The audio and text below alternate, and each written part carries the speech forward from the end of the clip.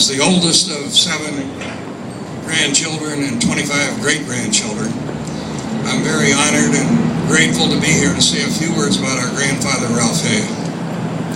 Ralph Hay was a very savvy businessman, pioneer, entrepreneur, and the largest auto dealer in Ohio from 1909 to 1929. In 1918, at the age of 27, he purchased the Canton Bulldogs from Jack Cusack.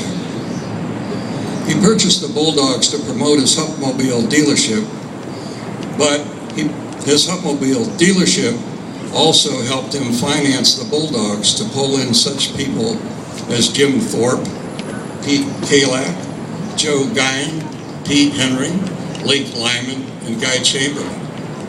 The Bulldogs were a very mean force. They were the first NFL team to win back-to-back world championships in 22 and 23. In 23, they played 12 games and had 1 touchdown scored against them and 4 field goals. But all was not well in professional football. Players were jumping from team to team. The scheduling was chaotic and erratic. And they poached college players. And at times there was bribing and buying of players to assure a victory on one side. So the need for a league was very clear to Hay, especially because he had a large investment in his Bulldogs. So he spent the summer of 1920 to take care of that. August 20th of 1920, he had the first meeting with the Cleveland Tigers, the Akron Pros, Canton Bulldogs, and the Dayton Triangles. And that group was called the American Professional Football Conference. Ralph Hay was elected secretary, and in the ensuing months, he wrote and called every owner in the country east of the Mississippi for the express purpose of forming a league. These 10 owners, representing 11 teams, since Hay represented Canton and Massillon, met, and there were 5 others, so these 15 men could not fit into Ralph Hay's office, so they went into the showroom. And there were 2 Hupmobiles and 2 Jordans. And as you heard, they sat on the fender and the running boards, and Ralph Hay had buckets of beer on the floor. At 8:15 p.m., Chairman Hay called the meeting to order, and the first order of business was the election of officers. They wanted Hay to be the first president, and Ralph declined. He said, "Nobody knows me. Everybody knows Jim Thorpe. Thorpe is our man, and it has to be Thorpe if this league is going to succeed."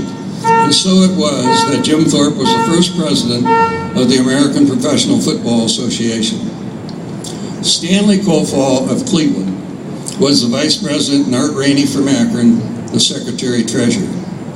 Now, in the books I've read, it said they put up $100 a team to get in. But Hallis later said, "I don't think there was $100 in the room." Now, Thorpe was an athlete, not an administrator, so he wasn't so concerned about administrative functions. So a year later, a tough little Irish guy from Columbus, who had the Columbus Panhandles, Joe Carr, became the second president of the NFL, and he properly and deftly let the NFL grow, and he guided it for 18 years until his death in 1939. But after the Canton meeting, Joe Carr said, and he was quoted, he didn't think that the hustler from Canton could pull it off. Well, the hustler from Canton did pull it off, because he's the kind of man that you go to if you want something done. He had the determination, the drive, and the resolve to make the league a reality. This is why the Professional Football Hall of Fame is in Canton, Ohio. This is why we are here today to commemorate that historic moment in the NFL. And I want to thank Mr. Clapper for bringing this wonderful architecture to our city for everybody to enjoy forever. And Mr. Clapper, you have no idea how much this means to our family. Ralph wanted professional football to be bigger than baseball, and it clearly is, as you just learned. He never dreamt it would be 32 teams in a sport that would have an annual revenue near $10 billion. I would like to ask God to bless Arch and Stark, the Professional Football Hall of Fame, the National Football League, Michael Clapper, and especially the city of Canton, which is justly proud of its football heritage and the birth of the NFL. Thank you for your attention. Woo! Woo!